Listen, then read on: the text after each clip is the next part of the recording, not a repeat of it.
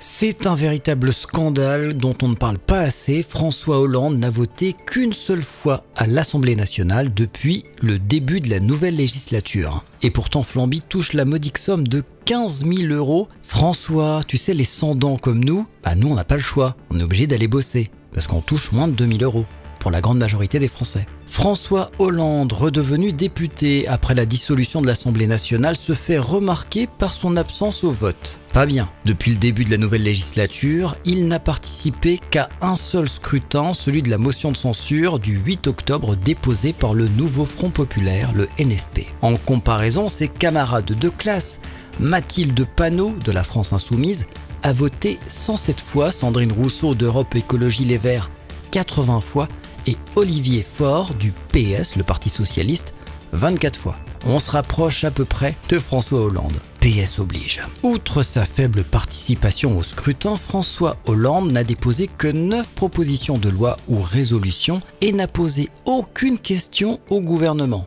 De toute façon, ça sert à rien de poser des questions au gouvernement.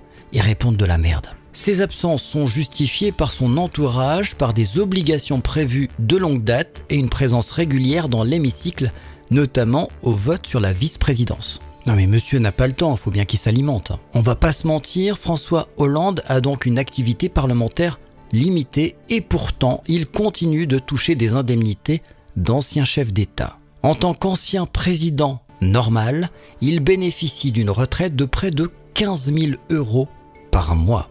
Celle-ci est cumulable avec ses revenus de député. Cette situation interroge sur son engagement réel à l'Assemblée nationale alors que certains le soupçonnent déjà de préparer une nouvelle candidature présidentielle pour 2027.